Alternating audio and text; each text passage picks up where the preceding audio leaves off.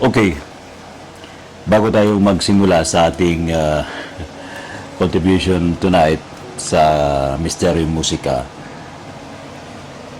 yung aking i-chant ay yung Gayatri Mantra. Na-chant na rin to ni na Miss Marie Chris, pati na rin sa nakanta na rin to ni Brother CJ sa last episode natin.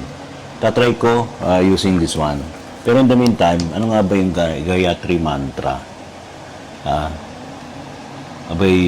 Syempre, kailangan alam natin, no? Hindi yung nag-chant tayo ng mantra, hindi natin alam ang meaning. Kaya yung mga tawag dito, yung mga nasa larangan ng orasyon or prayer, naku, ingat-ingat po tayo. Baka iba yung ating nasasambit na, no? Dapat alam natin yung meaning ng prayer. Para ganon.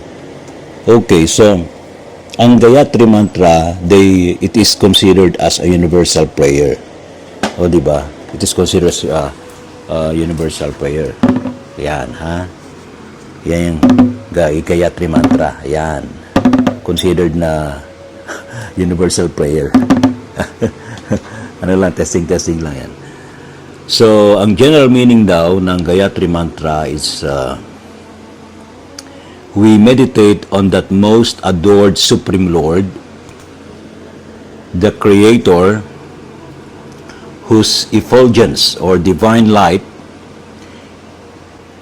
illuminates all realms, physical, mental, and spiritual. May this divine light illuminate our intellect. Yan. O, diba? So, the word meaning, ito yung composition ng Gayatri Mantra, Om. O-M. It also pronounced as Aum.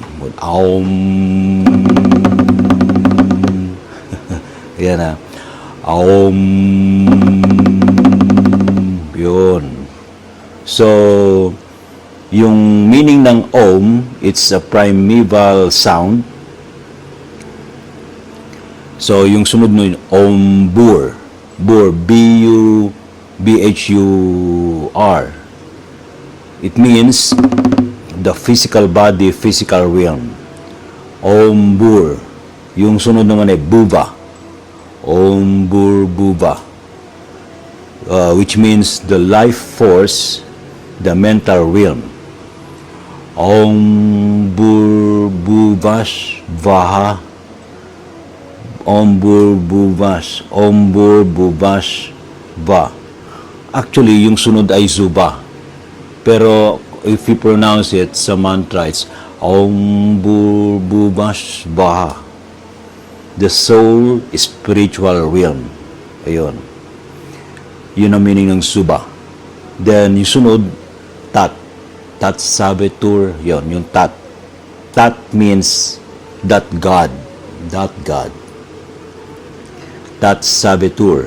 Sabitur, the Son, Creator, Source of all life.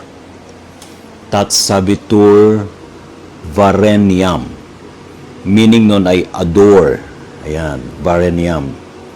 Vargo. Vargo. It means effulgence or it's the divine light. Vargo. Vargo Devasya. Devasya, Supreme Lord. Devasya, Supreme Lord. Vargo Devasya Dimahi. Meditate. Yan, yun ang meaning. Meditate. Dio means the intellect. Yo muna. Yo may this light. Yo na. Our. Prachodayat. Illuminate. Yan. So yun ang meaning ng Gayatri Mantra. It's a very powerful prayer or mantra na kapag inuusal mo paulit-ulit, it could activate your crown chakra here, then papasok to sa third eye. Ano yung bumababa yung light na yun from magkoconnect ka sa cosmos. mag-activate tong crown chakra mo.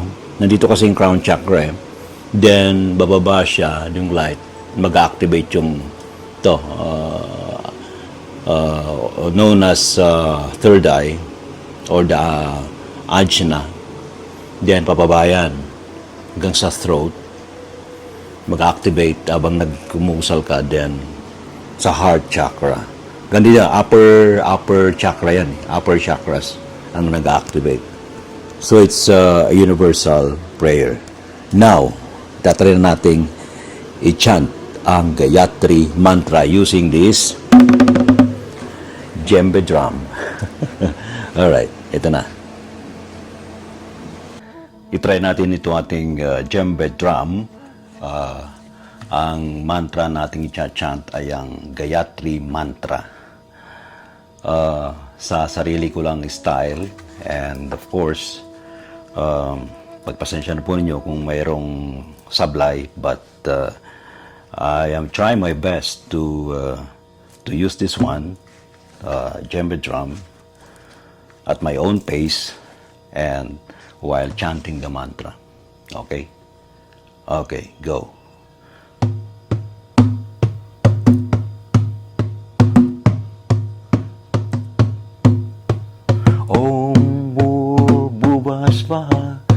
Tatsavitur Varenyam Bhargo Devasya Dhimahi Diyo Yona Prachodayat Om Bhuvasvaha Tatsavitur Varenyam Bhargo Devasya Dhimahi Diyo Yona Prachodayat Om Bhuvasvaha Tatsavitur Varenyam Bhargo Devasya Dhimahi Diyo Yona Prachodayat Om Bhuvasvaha Tatsavitur Varenyam Bhargo Devasya Dhimahi Diyo Yona Prachodayat Om Bhuvasvaha Tatsavitur Varenyam Bhargo Devasya Dhimahi Diyo Yona Prachodayat. Yun na sa ating mga kamisteryo musika. Na-try natin ito ating djembe drum, chanting Gayatri Mantra. Alright. So yan ang ating sa ating contribution tonight sa ating misteryo musika.